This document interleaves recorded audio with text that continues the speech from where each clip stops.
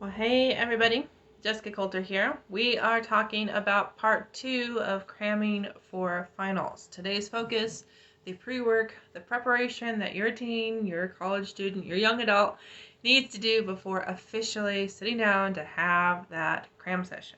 Now, before I dive into these 3 different parts of preparation, I want to know, what is your number one question about finals? Like, what is your number one question about your teen who is in a position that he needs to, or she finds herself needing to cram? Let me know what your question is below so I can answer it here in this video or even in the next. And I want to let you know that hopefully I'll be talking better as we go, but also do know that I have a free resource available to you, to your teens, to make sure there's actually enough time next semester so there's no cramming going to happen. So drop the word time below and I'll send that your way after the video. But hopefully you've answered that question as to what is your question, so we can move into these 3 things that your teen needs to do before that cram session. Number 1 is to gather information, okay? And when I say gather information, I'm talking about from the teacher, okay? If your teen's going to cram, like we talked about yesterday, the expectations are very, very different than if your teen has weeks, months to prepare, okay? If your teen is just going for the night before the test, or even like 2 or 3 hours before the test, what can your teen do to cram? Well, your teen needs to have some information. He needs to know, okay, what material's even on the test? Is it cumulative? Is it this most recent chapter? Is it 70% of this chapter and 2% of this, and like one question's going to be about this? Your teen needs to gather that information.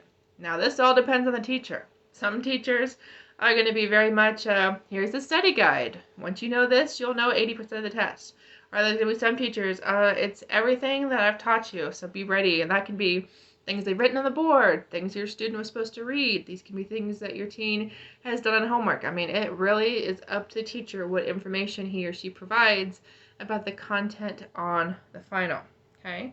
Now, your teen also needs to find out, and this can again happen from the teacher, this can even happen from other students who've had the teacher before, or as we're in the spring, maybe your teen has an advantage and has already taken a final from this teacher.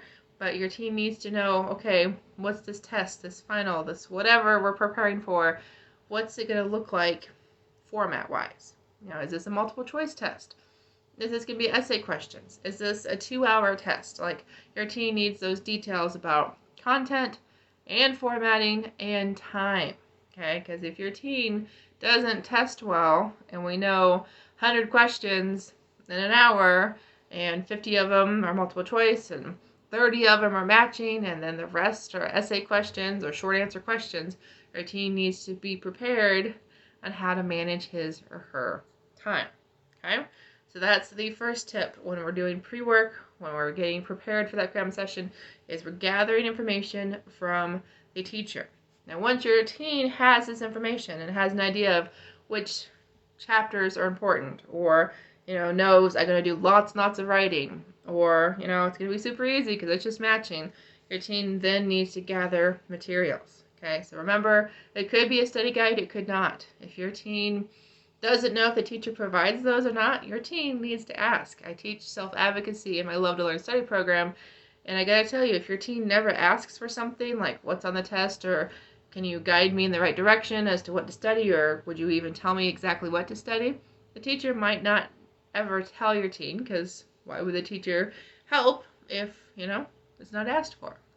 That is the mentality of some people out there, let alone college professors, okay?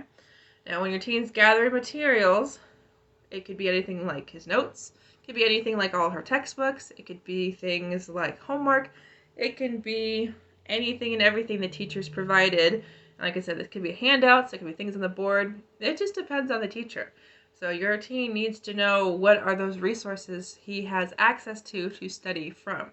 Because there could be things that your teen just hasn't been using all semester because he's been too lazy, or she didn't know about him, or maybe the teacher said him like that very first day, or it's on the syllabus, and your teen just forgot about him. So we definitely need to sometimes ask classmates, and sometimes a professor, sometimes other siblings. I mean, we just need to know what should I study, and then what can I study from. Okay?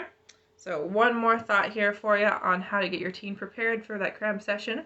Before I share it though, I want to say hey to everybody watching. Thank you mamas for watching here on Facebook and on YouTube. Make sure you subscribe, make sure you follow the Ace Cookie Tutoring business page and YouTube channel, because there are more tips coming your way to help your teen with this cram session, as well as future study sessions that hopefully are not as fast-paced, that aren't as frantic, and help your teen actually have some of these resources to study for in the future, whether it's taking better notes, whether it's actually keeping track of those notes through organization, or even making sure, okay, how do I have those skills to ask for help?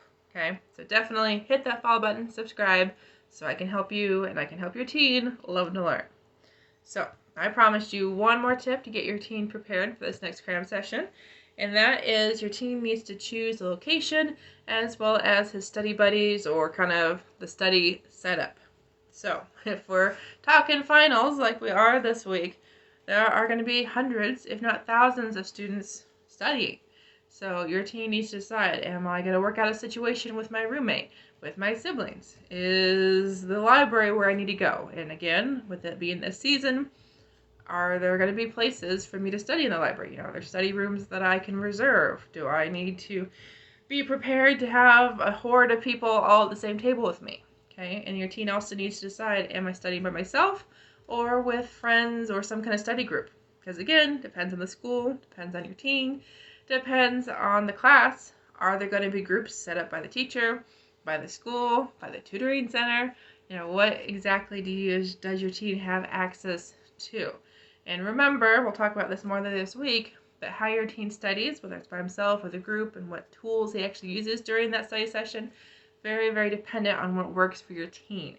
So your teen needs to know how he learns, what his learning style is. And again, that's something we'll talk about more here, but if you've got questions, feel free to drop them below, or even ask me one-on-one. Would love to talk to you and your teen through a Talk with Jessie, so you can definitely do that at the link in my bio. And look forward to seeing you for the next video, and I can't wait to share this resource I have for you that's going to help your teen actually manage his time better for next semester, for the next final. So if you want this free resource that's going to help your teen not have to have cram sessions in the future, drop the word TIME, T-I-M-E, below so I can send you that resource. Thanks for watching. Have a good night, mamas, and we'll see you tomorrow for another video all about cram sessions.